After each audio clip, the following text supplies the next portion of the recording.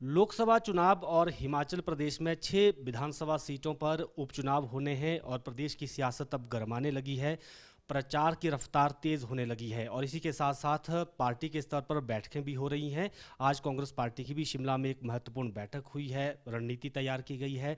इसी विषय पर बातचीत के लिए खबरें अभी तक के साथ मौजूद हैं कांग्रेस पार्टी के प्रदेश उपाध्यक्ष नरेश चौहान। उन्हीं से बातचीत करके चौहान साहब, अभी एक बैठक हुई है, क्या रणनीति बनाई जा रही है? हालांकि इंतजार अभी कांग्रेस के कुछ बाकी बचे हुए टिकटों का भी हो रहा है, लेकिन फिर भी कांग्रेस की तैयारियां किस तरह की हैं? लोगों के बीच जा रहे हैं, किस किन मुद्दों के साथ जा रहे हैं? अब तो दोनों पार्टियों की मैनिफेस्टो भी जो है वो पब्लिक में है, तो क्या अपनी बात पार्टी कांग्रेस की अगर खासतौर पर बात करें तो कहने की कोशिश की जा रही? देखिए, स्वाभाविक तौर पे चुनाव है और आप ये कहें कि दुर्भाग्यपूर्णवश यहाँ 6 बाई इलेक्शंस भी हैं। वो क्या समीकरण बने, क्या हालात रहें, वो सारा देश ने देखा कि किन परिस्थितियों में ये 6 बाई इलेक्शंस हो रहे हैं। कांग्रेस पार्टी की इन चुनाव को लेकर पूरी गंभीरता के साथ सभी नेता कार्यकर्ता अपने काम में जुट गए हैं और इसी सिलसिले में आज मीडिया डिपार्टमेंट की एक अहम बैठक हमने शिमला में बुलाई थी। इसमें कुछ लोग हमने फिजिकली बुलाए थे और बाकी जो है वर्चुअल माध्यम से लोगों को जोड़ा था। उसके पीछे सोच थी कि लोगों को दूर से आना ना पड़े, उनका समय भी खराब ना हो, और ये प्रोसेस कि किस प्रकार से हमारी तैयारियां रहेगी मीडिया के ज़रिए इन चुनाव में हम आगे कैसे बढ़ेंगे, कौन से मुद्दे लोगों तक जाने चाहिए, हमारा क्या रोल रहेगा, मीडिया के अंदर जो पैनलिस्ट हैं डिस्कशन के लिए वो कैसे जाएंगे, उनको कैसे मुद्दे रहेंगे, वो कंट्रोल रूम से कैसे जुड़ेंगे। और स्वाभाविक तौर पे जो है ये स्वाभाविक है कि हमारी सरकार है, 15 महीने का समय हुआ राज्य सरकार को, और 15 महीने के दौरान जो हमने बड़े काम किए हैं प्रदेश के अंदर वो हमारा मुख्य मुद्दा रहेगा। उन मुद्दों को लेके चाहे मीडिया के ज़रिए हो, सोशल मीडिया के ज़रिए हो, चाहे वो लोगों के कार्यकर्ता के ज़रिए हो, हमारा ये पूरा फोकस रहेगा कि हम जनता तक, लोगों तक, हर घर तक उन 15 महीने का जो कार्यकाल है हमारी सरकार का और माननीय मुख्यमंत्री जी का, उसको लेके हमारा फोकस रहेगा। उसमें बड़ी बातें हैं। अगर हमने सरकारी कर्मचारियों के हित के फैसले लिए, OPS किया और उनका महंगाई भत्ता दिया, उसके अलावा किसानों बागवानों के लिए योजना बनाई, अच्छे बजट 2 प्रेजेंट किए मुख्यमंत्री जी ने, ग्रामीण अर्थव्यवस्था को मजबूत करने वाले, उसमें पहला ऐसा राज्य बना देश के अंदर जो दूध उत्पादकों के लिए MSP देने वाला, जिससे 9 से 10 रुपये दूध की कीमतों में बढ़ोतरी हुई। पहला ऐसा राज्य बना जो गेहूं की और मक्का की फसल को MSP पे लेगा 40 से 30 रुपये किलो तक। तो ये बड़े फैसले हुए हैं। सेब बागवानों के लिए बड़े फैसले किए गए। उनकी पुरानी जो डिमांड थी कई वर्षों से कि सेब का जो उत्पाद है वो किलो के हिसाब से बिकना चाहिए, और उसके यूनिवर्सल कार्टन को लेके था, या स्पोर्ट्स प्राइस को लेके, फलों का जितना भी था, आम था, नींबू था, फल था, सेब था, जिस प्रकार से मुख्यमंत्री जी ने आपदा के दौरान जो काम किया, जिसके लिए पूरे देश ने मुख्यमंत्री जी की और उनकी टीम को सराहना की, ये सारे मुद्दे हम 15 महीने का जो कार्यकाल है और जो फैसले किए, जो बजट दिया, ये सारी चीज़ें जनता के बीच लेके जाएंगे कि महिलाओं को सम्मान निधि 18,000 रुपया साल का मिलना चाहिए। 19 वर्ष से 59 ईयर्स तक की जो महिलाएं, माताएं और बहनें हैं, उनको हमने देने की बात की है और कुछ जगह वो शुरू भी हो चुका है। और भाजपा का क्या रोल रहा, वो क्यों इसको रुकवाना चाहते हैं? जयराम जी अपनी टीम को लेके इलेक्शन कमीशन में गए सम्मान निधि को रुकवाने। ये सारी बातें मुद्दे होंगे, और इससे बड़ा मुद्दा ये होगा कि हिमाचल में बाई इलेक्शंस क्यों हो रहे हैं, क्यों लोगों ने धोखा दिया जनता को, जिन्होंने चुन के भेजा था 5 साल के लिए, जिस पार्टी के चुनाव चिन्ह पे पार्टी को धोखा, नेता को धोखा। और ये खरीदो फरोख्त जो हुआ, जो सरकार गिराने की जो साजिश भाजपा ने जो मॉडल यहाँ प्रेजेंट किया, जिसमें हमारे ये लोग शामिल थे, इन सब को भी जवाब देना पड़ेगा जनता को कि आज आप दोबारा क्या मेडल लेके हमारे बीच चुनाव मांगने हैं। और भाजपा की जो परिस्थितियाँ बनी, कांग्रेस के सभी बागियों को टिकट देने पड़े, उसके स्वरूप भाजपा के अंदर जो माहौल है, कार्यकर्ताओं में, नेताओं में जो रोष है, और पिछले दिनों वो मीडिया के ज़रिए उन्होंने बाहर भी निकला, कई नेताओं ने त्यागपत्र भी दिया। तो ये देश के लिए एक ऐसा इम्पॉर्टेंट चुनाव, हिमाचल प्रदेश का एक मैसेज होने वाला है कि जो लोग जनता को और अपनी पार्टी को धोखा देते हैं, अपना ईमान बेच देते हैं पैसों के लिए, उनका क्या हर्ष होने वाला है, ये हिमाचल प्रदेश का मतदाता तय करने वाला है। चौहान साहब, मुख्यमंत्री बार बार कह रहे हैं कि जो ये 6 लोग हैं ये बिके हैं। हालांकि उन्होंने तो अमाउंट भी दिया कि 15 करोड़ में बिके। इस पर बीजेपी का कहना है कि अब हम बीजेपी जो है इन 6 जो बाकी जो 5 लोग हैं हाई कोर्ट में मानहानि का केस करने वाली है। तो क्या आपको लगता है कि तथ्य हैं सरकार के पास, इसीलिए इस तरह के आरोप लगे हैं, बिकने के तथ्य कांग्रेस पार्टी के पास हैं? देखिए, आप बताएं कि चुने हुए लोग बिना वजह से अपनी पार्टी को छोड़ दे, अपने लोगों को धोखा दे दे, ऐसा कभी हो सकता है?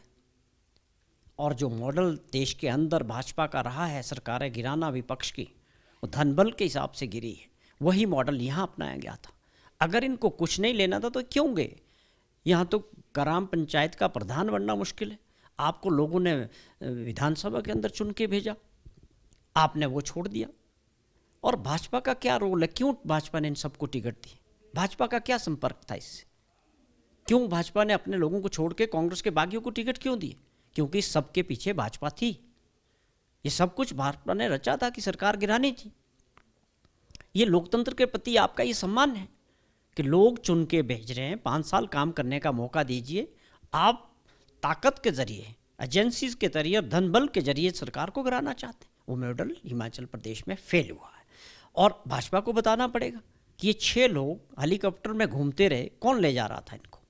आपके लोग, आपके नेता इनके साथ से जब ये 5 स्टार में ठहरे, 1 महीने ये प्रदेश से बाहर रहे, इनकी लड़ाई कौन लड़ रहा था? इनकी लड़ाई तो भाजपा ने लड़ी, इनको टिकट भाजपा ने दिए। तो आज जवाब भी भाजपा को देना है। भाजपा को सवाल करने का कोई नैतिक अधिकार नहीं है। जनता पूछ रही है कि आप लोकतंत्र के प्रति इस बार का सम्मान रखते हैं? चुनी हुई जो जनता ने चुनी उसको गिराना चाहते हैं, केवल मात्र अपने को सत्ता में वापसी करना चाहते हैं, जबकि आपको 15 महीने पहले लोगों ने रिजेक्ट किया है। आप चोर दरवाजे से दोबारा से सत्ता पाना चाहते हैं। ये एक बार फिर से जनता की अदालत में गया है। हमें पूरा भरोसा हिमाचल प्रदेश के लोगों पे और मतदाताओं पे कि वो इन सबको, भाजपा को भी और उन सब बागियों को भी सबक सिखाएंगे और पूरे देश के अंदर एक मैसेज देंगे कि ये खरीदो फरोख्त की राजनीति हिमाचल प्रदेश में बंद हुई।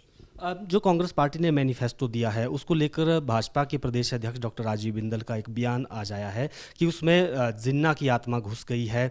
एक विशेष वर्ग की तुष्टीकरण का काम इस मैनिफेस्टो के जरिए कांग्रेस पार्टी ने किया है। इस पर आपकी प्रतिक्रिया? देखिए, ये सिर्फ बंगलाने वाली स्टेटमेंट है। भाजपा का ये करैक्टर बन चुका है। जो मैनिफेस्टो कांग्रेस पार्टी ने दिया वो एक अपने आप में बहुत शानदार है। उसमें हर वर्ग का जिक्र किया गया, न्याय की बात हुई है कि इस वक्त 10 सालों में युवा कहाँ पिछड़ रहा है, रोजगार कहाँ पिछड़ रहे, उनको न्याय मिलना चाहिए। किसानों की क्या हालत रही, उनको साथ क्या व्यवहार किया गया, वो अपने अधिकारों की लड़ाई लड़ रहे थे, उनके साथ धोखा हुआ, दबाने का प्रयास हुआ। जो आपने वादे किए कि एमएसपी में डबल, जो उनकी लागत है उसका डबल प्राइस मिलेगा, वो मिला या नहीं मिला? 2 करोड़ नौकरियां मिली या मिली हर साल? किसानों का न्याय है, बागवानों से न्याय है, युवाओं से न्याय, महिलाओं से न्याय। कांग्रेस पार्टी ने एक बड़ा व्यवहारिक अपना घोषणा पत्र बनाया और उसकी तकलीफ स्वाभाविक तौर पे भाजपा को हुई है। जिस प्रकार माननीय प्रधानमंत्री कांग्रेस के मैनिफेस्टो पे लगातार बोलते रहे, अटैक करते रहे, उसका मतलब है कि वो उनको सही बात को लगा। अब उसको चर्चा उसकी होती रही, पब्लिसिटी तो हमारे मैनिफेस्टो की हुई क्योंकि उसमें दम था। भाजपा ने अपना मैनिफेस्टो दिया, किसी को पता नहीं। 10 साल का आपका काम हो चुका है, आपको अपनी रिपोर्ट कार्ड जनता को बतानी है। आप अगले प्रोमिसेस की क्या बात करो? आप पहले 10 साल का हिसाब देश को बताओ कि आज महंगाई, बेरोजगारी पे देश की क्या हालात है। आप मुद्दों को भटकाने की बात नहीं होनी चाहिए। केवल मात्र इलेक्शन के टाइम में राम मंदिर की बात करना या धर्म की, जाति की बात करना बहुत दुर्भाग्यपूर्ण है। राम सबके हैं, सबके हृदय में है, किसी व्यक्ति विशेष का तो अधिकार नहीं है। तो ये बहुत अनफॉर्चुनेट है कि सत्ता प्राप्त करने के लिए देश को भटकाने का और मुद्दों को भटकाने का जो प्रयास कर रही है, मुझे उम्मीद है इस बार देश की जनता इन सब बातों को समझ रही है और देश में बदलाव होने वाला। चौहान साहब, लास्ट सवाल, टिकट अनाउंस कब हो जाएंगे? क्योंकि अभी 2 लोकसभा के और 6 जो विधानसभा उपचुनाव होने हैं, क्योंकि अब समय हम कह सकते हैं कि 7 मई को नोटिफिकेशन होनी है, तो प्रचार के लिए भी समय कैंडिडेट्स को चाहिए होता है। तो ऐसे में टिकट्स के काफ़ी इंतज़ार जो है लंबा होता जा रहा है। तो क्या वजह रही कि देरी इतनी हो रही है और अभी भी समय लग रहा है? देखिए, आप स्वाभाविक तौर पे जानते हैं कि हमारा जो चुनाव है लास्ट फेज में है, समय था। कांग्रेस पार्टी चाहती है इन परिस्थितियों में कि हम अपना पूरा एक फीडबैक लेके कार्यकर्ताओं से, नेताओं से और अपने सर्वे के ज़रिए जिताऊ उम्मीदवार और अच्छे उम्मीदवार को हम टिकट देने जा रहे हैं और इस पे काम में लगे हुए हैं। मुख्यमंत्री जी पूरा दौरा कर रहे हैं, खुद फीडबैक ले रहे हैं, हमारे सभी विधायक अपने अपने क्षेत्रों में काम कर रहे हैं, पार्टी के पदाधिकारी काम कर रहे हैं और मैं समझता हूँ अगले 2-3 दिनों में बहुत जल्दी कांग्रेस पार्टी की जो टिकट है वो तय हो जाएंगे। बिल्कुल, नरेश चौहान थे, कांग्रेस प्रदेश उपाध्यक्ष और मीडिया विभाग के इंचार्ज भी हैं और इन्होंने कहा कि आज जो रणनीतिक बैठक हुई है, कैसे अपनी मैनिफेस्टो को जनता के बीच ले जाना है, मुद्दों को जनता के बीच ले जाना है, इसको लेकर बैठक हुई है और जिस तरह से प्रदेश में स्थिति बनी है उपचुनाव की, उसके पीछे की क्या वजह रही, ये भी जनता के बीच ले जाएंगे। वीडियो जर्नलिस्ट अंकुर के साथ प्रदीप ठाकुर, शिमला।